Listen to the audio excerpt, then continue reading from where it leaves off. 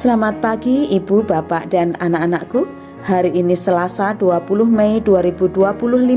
Kita belajar dari kitab Bilangan 20 ayat 22 sampai 29. Bilangan pasal 20 ayat 22 sampai 29. Demikianlah firman Tuhan.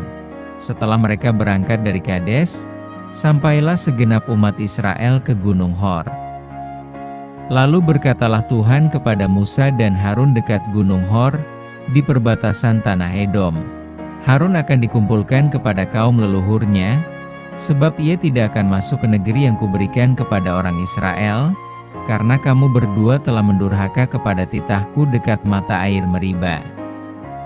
Panggillah Harun dan Eleazar, anaknya, dan bawalah mereka naik ke Gunung Hor.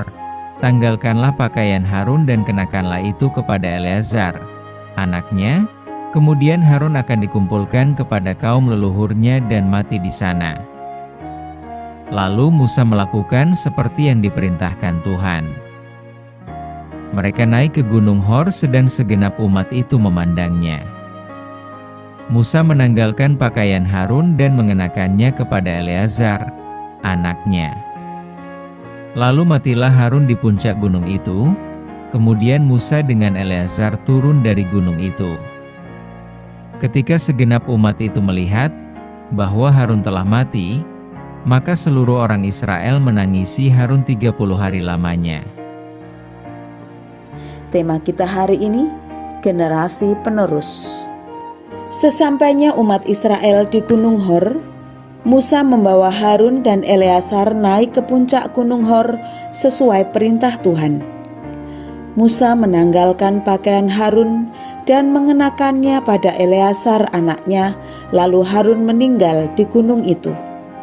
Musa dan Eleazar turun dan seluruh Israel menangisi Harun selama 30 hari.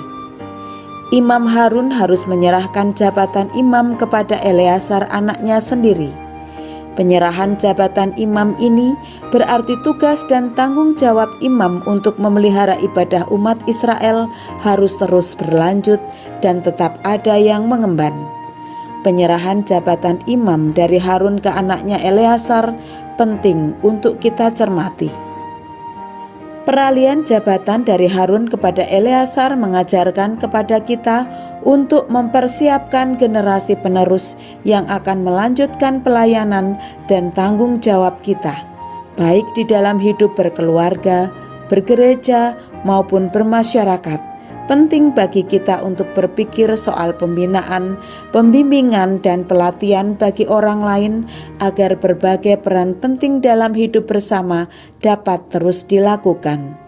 Harun sebagai imam besar memiliki peran penting dalam memimpin umat Israel. Hal ini mengingatkan kita akan pentingnya kita memiliki pemimpin rohani yang dapat membimbing dan mengarahkan kita dalam iman. Harun pada akhirnya tidak diizinkan masuk ke tanah perjanjian karena ketidaktaatan dirinya. Hal itu terjadi sesuai dengan kehendak Allah. Pesan penting bagi kita agar kita selalu taat pada kehendak Allah meskipun itu terkadang sulit atau tidak sesuai dengan keinginan kita. Kematian Harun dan masa berkabung selama 30 hari menunjukkan bahwa kematian adalah bagian dari kehidupan yang harus dihadapi dengan bijaksana. Hendaklah kita menghargai setiap momen bersama orang-orang yang kita cintai dan siap menghadapi kehilangan dengan iman dan pengharapan. Lebih dari itu semua, dukung dan doakanlah pemimpin rohani agar mereka dapat terus menjalankan tugasnya untuk mendewasakan iman kita. Mari kita berdoa. Bapa di surga, terima kasih Engkau melindungi kami dalam tidur kami, dan Engkau membangunkan kami kembali pagi ini, terlebih kami boleh belajar dari firman-Mu. Berkatilah kami agar kami siap, mau dan mampu mempersiapkan generasi penerus kami yang akan melanjutkan pelayanan dan tanggung jawab kami. Berkatilah kami agar kami juga mampu menghargai setiap momen bersama orang-orang yang kami cintai dan siap menghadapi kehilangan dengan iman dan pengharapan. Mampukan kami untuk selalu mendukung dan mendoakan para pemimpin rohani, agar kami dapat terus belajar menjalankan tugas kami, mendewasakan iman kami, bersama dengan saudara-saudara kami yang lain.